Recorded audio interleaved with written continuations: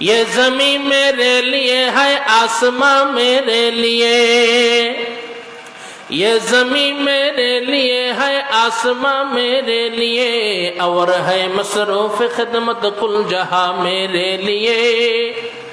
আল্লাহ পাক আসমান সৃষ্টি করেছেন, জমিন সৃষ্টি করেছেন, যা কিছু সৃষ্টি করেছেন সবকিছু একমাত্র বনি আদমের খেদমতের জন্য। আর একমাত্র আমাকে আপনাকে সৃষ্টি করেছেন কার জন্যে? আমরা ইবাদত করব কার? আমরা ইবাদত করব আল্লাহর। আমাদের যা কিছু প্রয়োজন আমাদেরকে দিবেন কে?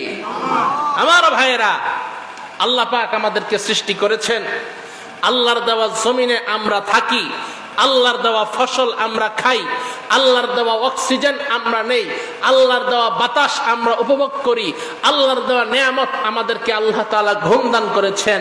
আল্লাহ পাক কত অসংখ্য অগণিত বিগয়রে হিসাব আল্লাহ তাআলা নিয়ামত আমাদেরকে দান করেছেন।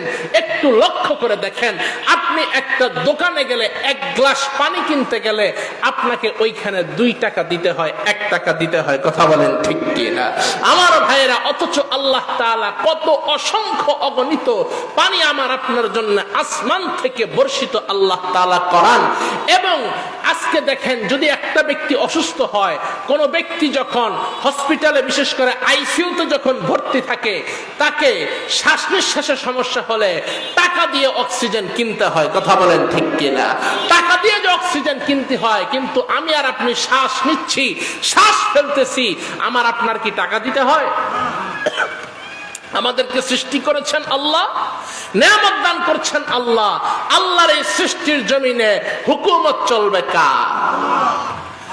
আমার ভাইয়েরা, আমাদের সমাজের মধ্যে যদি আজকে আমরা লক্ষ্য করি, সমাজের মধ্যে নয়, গোটা বিশ্বের মধ্যে যত মুসলমান রয়েছে, ওই মুসলিম বিশ্বের মধ্যে অন্যতম একটা মুসলিম বিশ্ব হলো এই বাংলাদেশ। কথা বলেন ঠিক কিনা?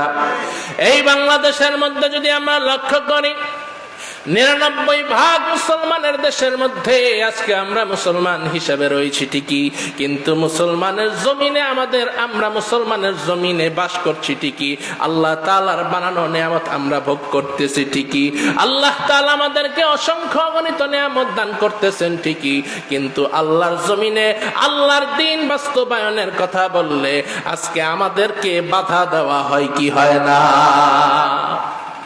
আমার ভাইরা, আল্লাহর জমিনে আল্লাহর দ্বীন চলবে। কথা বলেন ঠিক কিনা?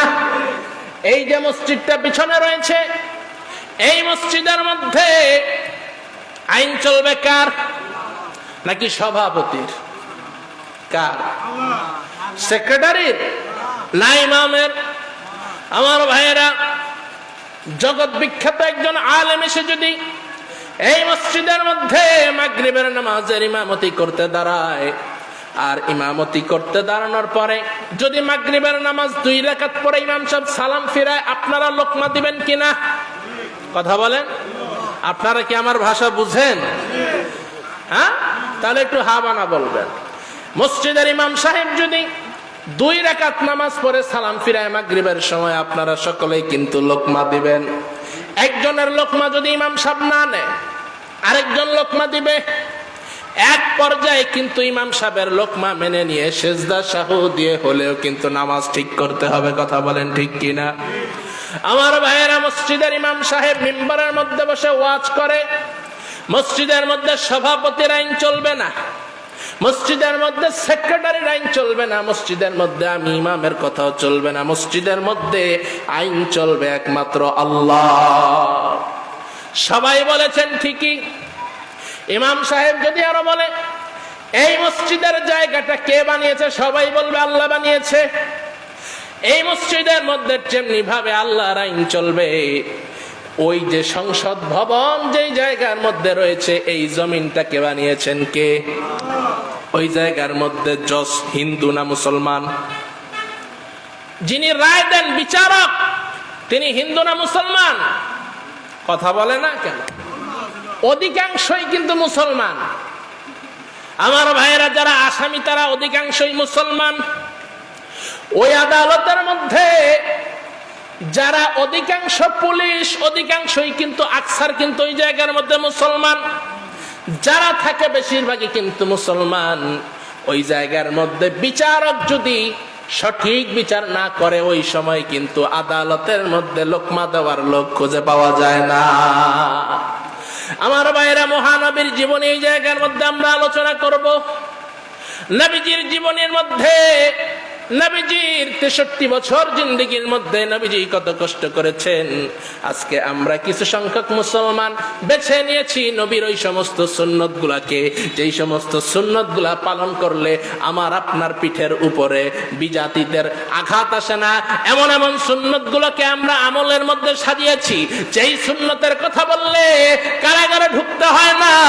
এমন এমন সুন্নতকে আমরা আমলের অবস্থা বানিয়েছি, যেই সমস্ত কথা বললে ফাঁসিতে ঝুলতে হয় না। কথা বলেন ঠিক কিনা?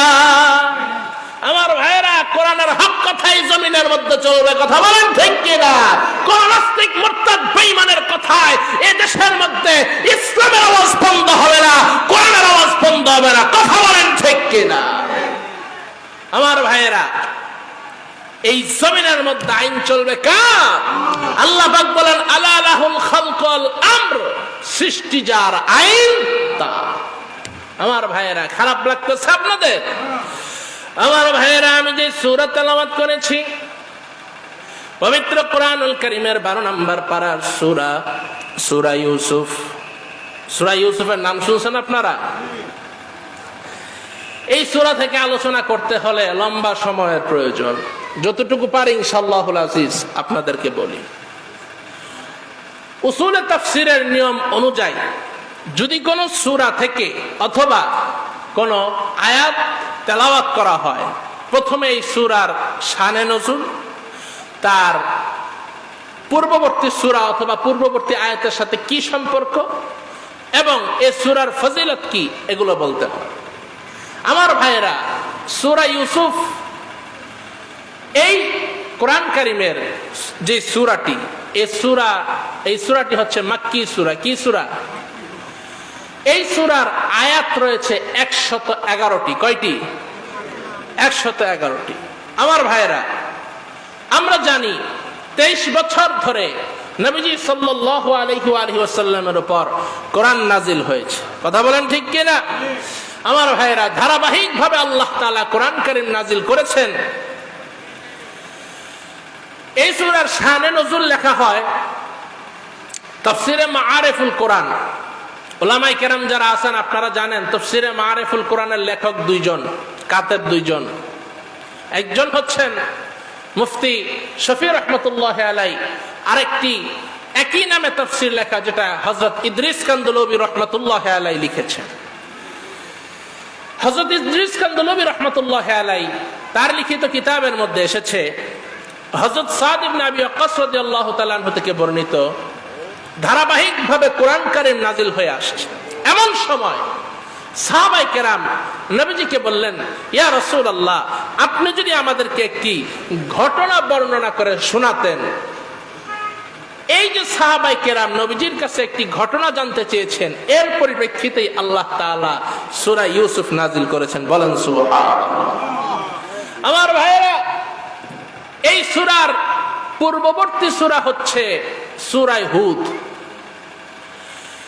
এই সূরার সাথে পূর্ববর্তী সূরার কি সম্পর্ক, যেটাকে বলা হয় আর-রাবত বাইনা সূরাতাইন। পূর্ববর্তী সূরা যেটা সূরা হুদ, ওই সূরার মধ্যে আল্লাহ তাআলা নবীগণের জীবন ইতিহাস বর্ণনা করেছেন। আর সূরা ইউসুফের মধ্যে শুধু একজন নবীর ইতিহাস। সে নবীর নাম কি? কথা বলে না। আচ্ছা, আমি নাইলে আপনাদের চিটাগাঙ্গের ভাষা বুঝি না, আপনারা তো আমার ভাষা বোঝেন। আই তো অনর কথা ন বুঝি ভাই, অনরা তো আর কথা বুঝেন নাকি? তাহলে একটু হা বানা কেন বলেন না? সূরা হুদের মধ্যে 120 নম্বর আয়াতে আল্লাহ তাআলা বলেন, ওয়া কুল্লান নাকুসসু আলাইকা মিন আম্বাইর রাসূল। হে রাসূল, আমি আপনার নিকটে নবীগণের জীবন ইতিহাস বর্ণনা করেছি। আমার ভাইরা, তাহলে কি বোঝা গেল? সূরা হুদের মধ্যেও আলোচনা নবীগণের জীবন ইতিহাস, আর সূরা ইউসুফের মধ্যে আলোচনা হচ্ছে একজন মুস্তাকিল ভাবে একজন নবী, যিনি হচ্ছেন হযরত ইউসুফ আলাইহিস সালাতু ওয়াস সালাম, তার জীবন ইতিহাস। আমার ভাইরা, সূরা ইউসুফ আলাইহিস সালাতু সূরা ইউসুফের মধ্যে আল্লাহ তাআলা হযরত ইউসুফের জীবন ইতিহাসকে বর্ণনা করেছেন। আমার ভাইয়েরা, রব্বুল আলামিন সূরা ইউসুফের শুরুতেই বলেন আলিফ লাম রা তিলকা আয়াতুল কিতাবিল মুবিন। আল্লাহ তাআলা শুরুতেই বললেন আলিফ লাম রা। এই আয়াতগুলোকে কি বলা হয়? এই হরফগুলোকে হুরুফে মুকাত্তাআত, বিক্ষিপ্ত হরফ। আমার ভাইয়েরা, যত তাফসীরের কিতাব রয়েছে সমস্ত তাফসীরের কিতাবের মধ্যে এই আয়াতের অর্থ এইভাবে লেখা আছে, আল্লাহু আ'লামু বিমুরাদিহি বিযালিক। এর অর্থ, এর মুরাদ জানেন কে? আমার ভাইয়েরা, আল্লাহ তাআলা বলেন তিলকা আয়াতুল কিতাবিল মুবিন। এই আয়াতগুলো যেমন কোরআনুল কারীমের মধ্যে এসেছে হামিম। কোরআন কারীমের শুরুতেই সূরাতুল বাকারা শুরুতে আল্লাহ তাআলা বলেছেন আলিফ লাম মিম তাহা। এই আয়াতগুলো আছে না? এই আয়াতগুলো সুস্পষ্ট কিতাব কোরআনেরই আয়াত, বলেন সুবহানাল্লাহ। আমার ভাইরা, আল্লাহ তাআলা বলেন সামনের আয়াতে ইন্না আনসালনাহু কুরআনান আরাবিয়্যান লাআল্লাকুম তা'কিলুন। আমার ভাইয়েরা, রব্বুল আলামিন বলেন নিশ্চয়ই আমি কোরআনকে নাজিল করেছি আরবি ভাষায়। কি ভাষায়? আরবি ভাষায়। আমার ভাইয়েরা, কোরআন তো অন্য ভাষায় আসতে পারত। কোরআন হিব্রু ভাষায় আসতে পারত, কোরআন সুরিয়ানি ভাষায় আসতে পারত, কোরআন ফার্সিতে আসতে পারত।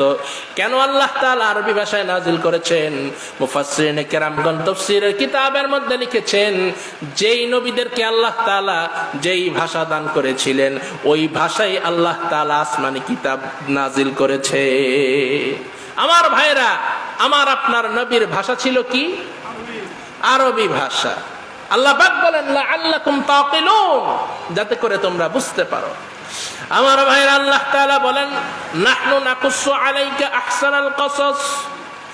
হে রাসূল, আমি আপনার নিকটে একটি সুন্দর ঘটনা বর্ণনা করছি।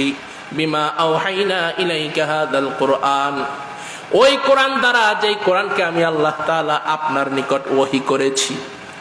আমার ভাইরা, আল্লাহ তাআলা সামনে কি বলছেন? ওয়া ইন কুনতা মিন ক্বাবলিহি লামিনাল গাফিলিন। হে রাসূল, ইতিপূর্বে আপনি এই ঘটনা সম্পর্কে কিছুই জানতেন না। এখান থেকে একটা দলিল আপনারা নেন, যারা আমাদেরকে ওহাবি বলে। কি বলে? এই পাঁচকলি টুপি দেখলে, হাটাজারির নাম শুনলে, পটিয়ার নাম শুনলে, জিরির নাম শুনলে, আহমদ শফির নাম শুনলে, বাবুনগরীর নাম শুনলে, মামুনুল হকের নাম শুনলে, যারা আমাদেরকে ওহাবি বলে, যারা আমাদেরকে নবীর দুশমন বলে, তাদেরকে দাফাঙ্গা জবাব দেওয়ার জন্য একটা দলিল আপনারা নিয়ে যান। আল্লাহ পাক কোরআনের মধ্যে বলছেন ওয়া ইন কুনতা মিন ক্বাবলিহি লামিনাল গাফিলিন। হে রাসূল, ইতিপূর্বে আপনি এই ঘটনা সম্পর্কে কিছুই জানতেন না। যারা বলে আমাদের নবী গায়েব জানে। কি জানে? নবীজি নাকি আলিমুল গায়েব? জোরে বলেন নাউজুবিল্লাহ। এটা শিরক বিস সিফাত। আলিমুল গায়েব এই সিফাতটা কার জন্য খাস? কথা বলে না, কার জন্য খাস? তো যে ব্যক্তি আমার আপনার নবীকে আলিমুল গায়েব বলবে, তার কি ঈমান থাকবে? হ্যাঁ, দেখেন আল্লাহ পাক নিজেই বলছেন কোরআনের মধ্যে, হে রাসূল, আপনি ইতিপূর্বে এই ঘটনা সম্পর্কে কিছুই জানতেন না। এই আয়াত দ্বারা প্রমাণ হয় গায়েবের মালিক একমাত্র আল্লাহ। কথা বলেন ঠিক কিনা? কিন্তু আহলে সুন্নাত ওয়াল জামাতের আকীদা হচ্ছে আল্লাহ পাক জিবরাইলের মাধ্যমে আমার আপনার নবীকে যা জানিয়েছেন নবীজি তাই জানতেন। ঠিক কিনা? বিভ্রান্ত হবেন না মুসলমান। আমার ভাইয়েরা, মূল আলোচনায় ঢোকার আগে আরেকটু বিষয় বুঝতে হবে। হযরত ইউসুফ আলাইহিস সালাতু ওয়াস সালাম একটা স্বপ্ন দেখেছিলেন। কি দেখছেন? খাব। ইউসুফ আলাইহিস সালাতু ওয়াস সালাম তারা কয় ভাই ছিলেন? কেউ জানেন? উলামায়ে কেরাম যারা আছেন তারা তো জানেন ঠিকই। আওয়াম যারা আছেন, কয় ভাই ছিলেন? 12 ভাই। কয় ভাই? শুধু আসলেন আর গেলেন, কিছু শিখতে পারলেন না মাহফিল থেকে, তাহলে কোনো লাভ আছে? মুখস্থ করেন কয় ভাই? আচ্ছা বলেন তো, সূরা ইউসুফের আয়াত কয়টা বলছিলাম? হ্যাঁ, 111টি। যদি কেউ জিজ্ঞেস করে যে জিরি সুবেদার ফাউন্ডেশনের মাহফিল থেকে কি শিখছো, বলবেন সূরা ইউসুফের আয়াত 111টি, এটা শিখছি। পারবেন না? আচ্ছা আমার ভাইরা, ইউসুফ আলাইহিস সালাতু ওয়াস সালাম তারা কয় ভাই ছিলেন? 12 ভাই। তার পিতার নাম কি ছিল? হযরত ইয়াকুব আলাইহিস সালাতু ওয়াস সালাম। আমার ভাইরা, আল্লাহ রাসূল সাল্লাল্লাহু আলাইহি ওয়াসাল্লাম হাদিস শরীফের মধ্যে বলেন ইউসুফ আলাইহিস সালাতু ওয়াস সালামের ব্যাপারে, তিনি হচ্ছেন এমন একজন নবী, কারীম ইবনুল কারীম, অর্থাৎ হযরত ইউসুফ আলাইহিস সালাম তিনি নবী। তার পিতা হযরত ইয়াকুব আলাইহিস সালাতু ওয়াস সালাম তিনি নবী ছিলেন। তার পিতা হযরত ইব্রাহিম আলাইহিস সালাতু ওয়াস সালাম তিনি নবী ছিলেন। তার পিতা হযরত ইসহাক আলাইহিস সালাতু ওয়াস সালাম নবী ছিলেন। কি বোঝা গেল? ছেলে পীর, ছেলে নবী, বাবা নবী, দাদা নবী, পরদাদাও নবী। সুবহানাল্লাহ। বৃষ্টি আসতেছে নাকি? আমার ভাইয়েরা, ইয়াকুব আলাইহিস সালাতু ওয়াস সালামের কয়েকজন বিবি ছিলেন। তাদের মধ্যে হযরত ইউসুফ আলাইহিস সালাতু ওয়াস সালামের মা, যার নাম ছিলেন রাহিল, তার ঘরে 2 সন্তান ছিলেন, হযরত ইউসুফ এবং বিনিয়ামিন। সন্তানদের মধ্যে হযরত ইউসুফ আলাইহিস সালাতু ওয়াস সালামকে এবং বিনিয়ামিনকে বেশি মহব্বত করত। আমার ভাইয়েরা, হযরত ইউসুফ আলাইহিস সালাতু ওয়াস সালাম কেমন নবী ছিলেন? আল্লাহর হাবিব নবীজি মুহাম্মদ সাল্লাল্লাহু আলাইহি ওয়াসাল্লাম ইরশাদ করে বলেন, সমস্ত নবীদেরকে আল্লাহ তাআলা সুন্দর করে সৃষ্টি করেছেন। সমস্ত নবীদেরকে আল্লাহ তাআলা সৌন্দর্য জামালত দান করেছিলেন, কিন্তু এদের মধ্যে একটু স্পেশাল ভাবে আল্লাহ তাআলা হযরত ইউসুফ আলাইহিস সালাতু ওয়াস সালামকে একটু বেশি সুন্দর করেছিলেন। আমার ভাইয়েরা, তাফসীরের কিতাবের মধ্যে মুফাসসিরগণ লিখেন, হযরত ইউসুফ আলাইহিস সালাতু ওয়াস সালাম যখন তার মায়ের গর্ভে ছিলেন, হযরত ইউসুফ দুনিয়াতে আসার পূর্বেই হযরত ইউসুফ আলাইহিস সালাতু ওয়াস সালামের পিতা হযরত ইয়াকুব আলাইহিস সালাতু ওয়াস সালাম তিনি সিরিয়া সফরে ছিলেন। এমন সময় তাকে স্বপ্নের মধ্যে বলা হয়, ওগো পয়গম্বর, আপনার ঔরসে, আপনার বংশে এমন একজন সন্তান আল্লাহ তাআলা দান করবেন, পৃথিবীতে কোন ঘরে আল্লাহ তাআলা এমন সন্তান আর দান করবেন না। এমন সন্তান আর কোথাও কারো ঘরে আসবে না। আমার ভাইরা, কেমন সন্তান? আল্লাহর হাবিব নবীজি মুহাম্মদুর রাসূলুল্লাহ সাল্লাল্লাহু আলাইহি ওয়াসাল্লাম হাদিস শরীফের মধ্যে ইরশাদ করে বলেন, আল্লাহ তাআলা যখন জামালাত সৃষ্টি করেছেন, এই গোটা পৃথিবীর মধ্যে যখন জামালাত সৃষ্টি করেন, অর্থাৎ সৌন্দর্য সৃষ্টি করেন, এর অর্ধেক সৌন্দর্য আল্লাহ তাআলা হযরত ইউসুফ আলাইহিস সালামকে দিয়েছে। আমার ভাইয়েরা, সৌন্দর্যের অর্ধেক সৌন্দর্য কাকে দিয়েছেন? কথা বলেন, হযরত ইউসুফকে। আর অর্ধেক সৌন্দর্য আল্লাহ তাআলা গোটা জগৎবাসীকে দান করেছেন। সুবহানাল্লাহ বলেন। আমার ভাইয়েরা, আল্লাহর নবী বলেন, সৌন্দর্যের অর্ধেক সৌন্দর্য আল্লাহ তাআলা হযরত ইউসুফকে দান করেছেন, আর অর্ধেক সৌন্দর্য আল্লাহ তাআলা জগৎবাসীকে দান করেছেন। এর থেকে বেশি সৌন্দর্য আমার আপনার নবীজি মুহাম্মদুর রাসূলুল্লাহ সাল্লাল্লাহু আলাইহি ওয়াসাল্লামকে আমার আল্লাহ তাআলা দান করেছে। আমার ভাইয়েরা, আপনাদের কাছে প্রশ্ন করতে চাই, আমার নবী বেশি সুন্দর নাকি হযরত ইউসুফ বেশি সুন্দর? আমাদের নবীজি কেমন সুন্দর শুনবেন? ও যুবকেরা, যারা মাইকের আওয়াজ পাচ্ছ, আজকে টিভি সিনেমার নায়ক নায়িকা দেখে চোখের ঘুম হারাম হয়ে যায়। আমার ভাইয়েরা, চট্টগ্রামের মানুষ, জিরিপটি এলাকার মানুষ, একটু মুখটা খুলে আওয়াজ দিবেন। আপনারা সুই চিনেন? সুই সুতা? আচ্ছা, সুইয়ের পিছনটা যেখান দিয়ে সুতা ঢুকানো হয়, সবচাইতে বড় ছিদ্রটা বড় থাকে কোন সুইয়ের বলেন তো? বস্তা সেলাই করে। আমার ভাইয়েরা, আমাদের এই গোটা পৃথিবীর মধ্যে যত নায়ক নায়িকা রয়েছে, তাদেরকে যদি লাইট বন্ধ করে একটা ঘরের মধ্যে রাখা হয়, তাদের চেহারার আলোতে কি ওই বস্তা সেলাই করা সুই ঢুকানো যাবে? যাবে? আমার ভাইয়েরা, আমার নবী কেমন সুন্দর ছিলেন! যে মহানবী মুহাম্মদুর রাসূলুল্লাহ, সকলেই পড়েন সাল্লাল্লাহু আলাইহি ওয়া আলিহি ওয়াসাল্লামের জীবনী আলোচনার জন্য আজকের এই মাহফিল। আমার ভাইয়েরা, যেই নবীর শানে আল্লাহ তাআলা অসংখ্য অগণিত আয়াত নাযিল করেছেন, সুবহানাল্লাহ। আমার ভাইয়েরা, আল্লাহ তাআলা আমার আপনার নবীর শান, আমার আপনার নবীর মান উঁচা করেছেন কে? আল্লাহ তাআলা কোরআনুল কারীমের মধ্যে বলেন, ওয়া রাফা'না লাকা যিকরা। হাবিব আমার, আমি আল্লাহ তাআলা আপনার শান এবং মানকে উঁচা করেছি, সুবহানাল্লাহ।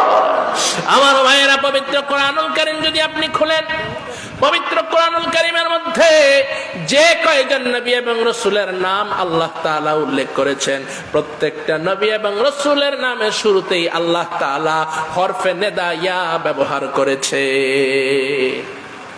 উলামায়ে কেরাম যারা আছেন তারা বুঝবেন, হরফে নেদা দ্বারা আল্লাহ তাআলা সম্বোধন করেছেন। আল্লাহ তাআলা বলেন, وَقُلْنَا يَا آدَمُ اسْكُنْ أَنْتَ وَزَوْجُكَ الْجَنَّةَ وَكُلَا مِنْهَا رَغَدًا حَيْثُ شِئْتُمَا। এখানে আল্লাহ তাআলা বলেছেন وَقُلْنَا يَا آدَمُ, হে আদম। আল্লাহ তাআলা বলেছেন ওয়ামা তিলকা বিয়ামিনিকা ইয়া মূসা। কোরআন কারীম যদি আপনি খুলেন, ইয়া মূসা, ইয়া ঈসা, ইয়া আদম, ইয়া নূহ, ইয়া ইয়াহইয়া, এমন করে সম্বোধন করে আল্লাহ তাআলা ডেকেছেন। পুরো কোরআন যদি আপনি খোলেন, কোথাও ইয়া মুহাম্মদ, ইয়া রাসূল, ইয়া নবী কোথাও বলা হয়? আমার ভাইয়েরা, আমার আপনার নবী শান দিয়েছেন কে? আমার নবীর ইজ্জত দিয়েছেন কে? সেই নবীজির পক্ষে আমরা আছি, কথা বলেন ঠিক কিনা?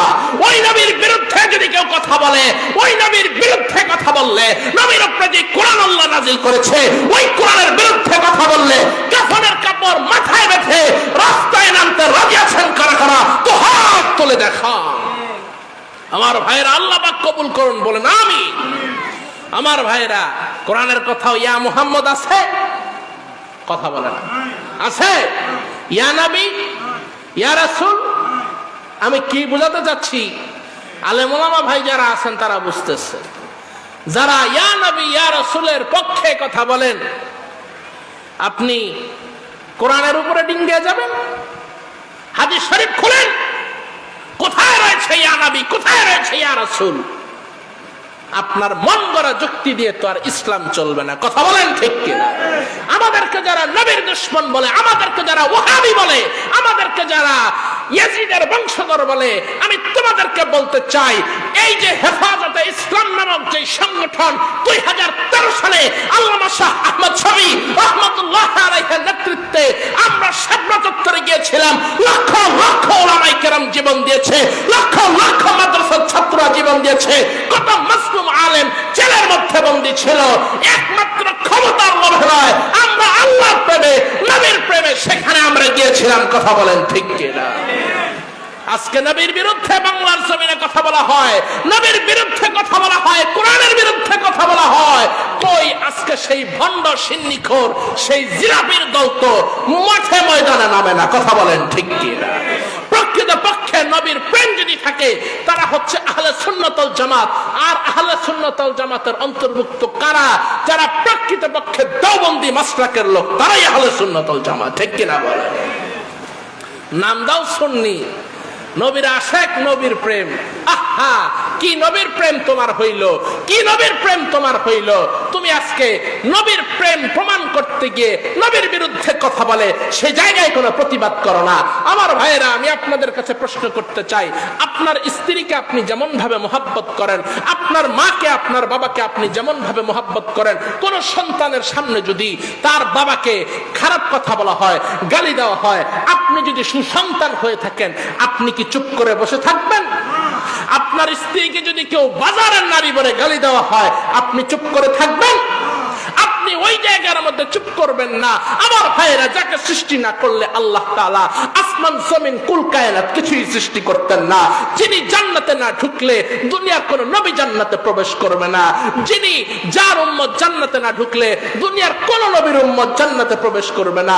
আমার ভাইয়েরা, যিনি সাইয়্যিদুল মুরসালিন, যিনি রাহমাতুল লিল আলামিন, যিনি খাতামুন নবিয়্যিন, আমার ভাইয়েরা সেই নবীর বিরুদ্ধে কথা বললে আমরা কখনোই চুপ করে বসে থাকবো না। যদি কেউ চুপ করে বসে থাকে, বুঝতে হবে সে নবীর আশিক নয়, সে নবীর উম্মত নয়, ইহুদিদের দল।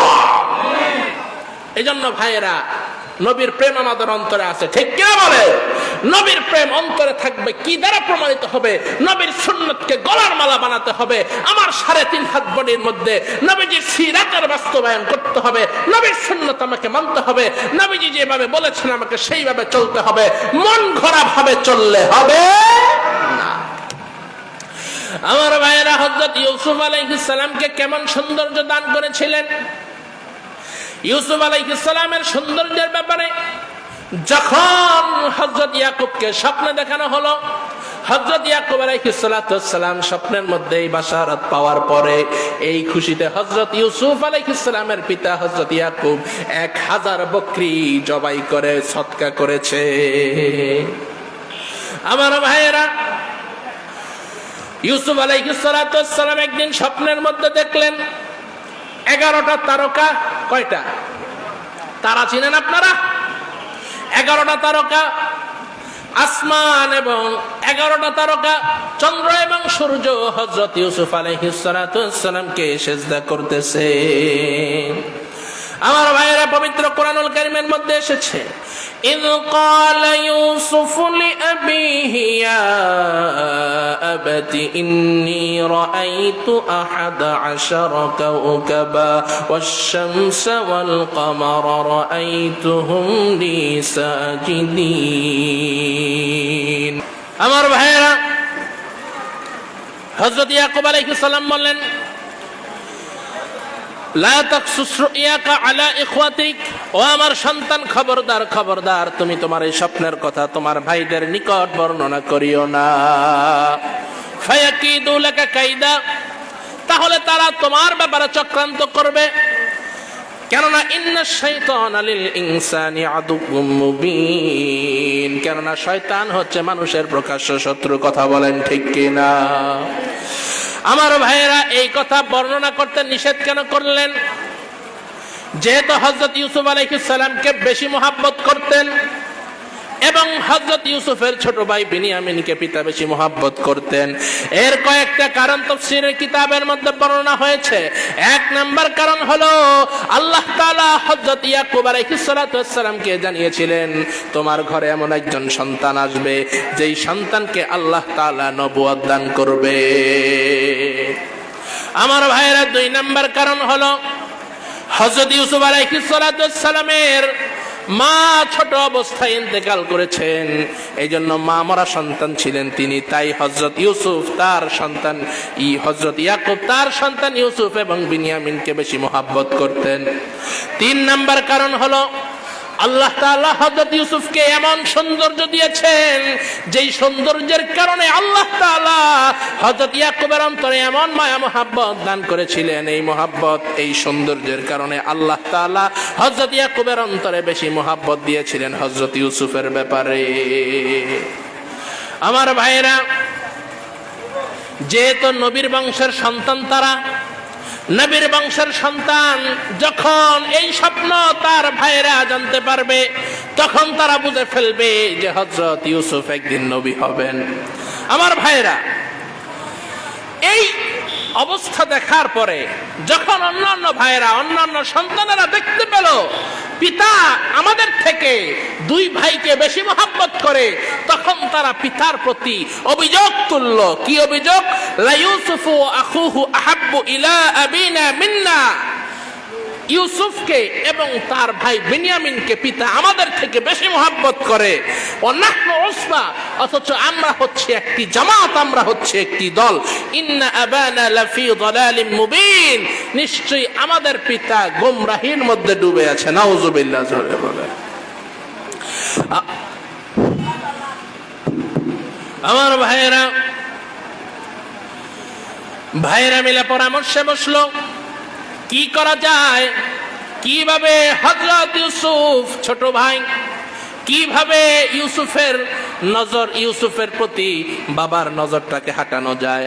পরামর্শে বসলো তারা। একদিন বলল কি করা যায়, কোরআন কারীমে এসেছে আমার ভাইরা, তাদের মধ্য থেকে একজন বলল উকতুলু ইউসুফ, তোমরা ইউসুফকে হত্যা করো, আউইতরহুহু আরদা, অথবা তাকে দূরে কোনো জমিনে ফেলে দিয়ে আসো, ইয়াখলু লাকুম ওয়াজহু আবিকুম, তোমাদের পিতার নজর আস্তে আস্তে তোমাদের দিকেই চলে আসবে, ওয়া তাকুনু মিন বাদিহি কওমান সালিহিন, এরপরে তোমরা তওবা তিল্লা করে ভালো হয়ে যাইবা। আমার ভাইরা এখান থেকে বুঝেন এই যে কোরআনের মধ্যে এই সূরাটা আল্লাহ তাআলা নাজিল করেছেন, কেন নাজিল করেছেন? এই কোরআন এই সূরার শেষে আল্লাহ তাআলা বলেছেন লাকাদ কানা লাকুম, কি জানি একটা, না না এটা না, সূরা ইউসুফের শেষে কি ওই না না, যাক আয়াতের তর্জমাটা বললে তো খেয়াল আসতেছে না, এটা পেছ লেগে যেতেছে। জ্ঞানীদের জন্য নিদর্শন রয়েছে এই সূরার মধ্যে। কাদের জন্য? জ্ঞানীদের জন্য। এই যে বলতেছে ওয়াতাকুনু মিন বাদিহি কওমান সালিহিন, তোমরা এরপরে ভালো হয়ে যাবে, সালিহিনদের অন্তর্ভুক্ত হয়ে যাবে। আমার ভাইরা, শয়তান আমাদেরকে এইভাবে ধোঁকা দেয়, কিভাবে যে গুনাহ তো একটু হয়েই গেছে, গুনাহ তো একটু হবেই, সুতরাং এখন একটু তুমি ফজরের নামাজটা কাজা করে ফেলো, জোহরের সময় উঠে কাজা করে আল্লাহর কাছে তওবা করবা। এরকম ভাবে শয়তান আমাদেরকে ধোঁকা দেয় না?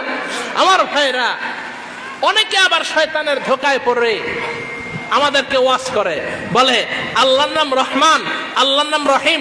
কোরআন কারীমে আল্লাহ বলেছেন ইয়া ইবাদিয়াল্লাযীনা আসরাফু আলা আনফুসিহিম, হে আমার বান্দা বান্দিরা, তোমরা যারা নিজেদের উপরে জুলুম অত্যাচার করেছো, লা তাকনাতু মির রাহমাতিল্লাহ, তোমরা যারা গুনাহ করেছো আমি আল্লাহর রহমত থেকে তোমরা বঞ্চিত হয়ো না। এই আয়াতকে পুঁজি বানায়া তারা দলিল দাঁড় করায় আমরা যতই গুনাহ করি আল্লাহ তো মাফ করে দিবেন। হ্যাঁ, আল্লাহ মাফ করে দিবেন, কিন্তু আমি যদি এই নিয়তে গুনাহ করি যে আমি গুনাহ করব আল্লাহ মাফ করে দিবেন, এটাও একটা কুফরি। এটা একটা কি? কুফরি। আপনি হাত কাটলে, আপনার হাত যদি কাটে ডাক্তারের কাছে যান না? কথা বলে না। ডাক্তারের কাছে যান, ডাক্তার সেলাই করে, ব্যান্ডেজ করে, হাতটা আবার ঠিক হয়, ব্যথাটা চলে যায়। কিন্তু এই যে হাতটা আপনি কাটছেন, দাগটা তো থেকে যায়, ঠিক কিনা বলেন? এখন ডাক্তারের কাছে গেলে হাত ভালো হবে, ডাক্তারের কাছে গেলে হাত সেলাই করবে, এজন্য কি আপনার হাত আপনি নিজে বারবার কাটবেন? কথা বলেন। ঠিক তেমনি ভাবে আল্লাহ তো মাফ করবেনই, কিন্তু বারবার আমি ইচ্ছা করে গুনাহ করব, বারবার আমি ইচ্ছা করে কবিরা গুনাহ করব, মানুষকে গালি দিব, মানুষের বিরুদ্ধে কথা বলবো, আমি নামাজ ছেড়ে দিব, রোজা ছেড়ে দিব, বেপরদায় চলবো, সুদ খাবো, ঘুষ খাবো, আমি তো তওবা করলে আল্লাহ তো মাফ করবেনই না। আল্লাহুস সামাদ, আমার আল্লাহ কারো কাছে ঠেকা নন। আল্লাহ যদি তোমাকে মাফ না করেন, পৃথিবীর কারো শক্তি নাই তোমাকে মাফ করার। কথা বলেন ঠিক কিনা? আমার ভাইয়েরা, তাদের মধ্যে একজন বললেন ক্বালা কাইলুম মিনহুম লা তাকতুলু ইউসুফ, তাদের মধ্য থেকে একজন বললেন তোমরা ইউসুফকে হত্যা কইরো না, ওয়া আলকুহু ফি গায়াবাতিল জুব্বি, তাকে দূরে কোন কূপের মধ্যে নিক্ষেপ করো, ইয়ালতাকিতহু বা'দুস সাইয়ারা, তাকে কোন পথিক দল, মুসাফির দল, ব্যবসায়িক দল তুলে নিবে। ইন কুনতুম ফাইলিন, যদি তোমাদের কিছু করতে হয় তোমরা এই কাজটা করো। আমার ভাইয়েরা, হযরত ইউসুফ আলাইহিস সালামকে কোনোভাবেই পিতা নজর থেকে সরাতে চান না। হযরত ইউসুফকে এবং বিনিয়ামিনকে সাথে নিয়ে ঘুমান। এখন ভাইরা তো দেখতেছে বৃষ্টি পড়ে, সবাই ভিতরে চলে আসেন।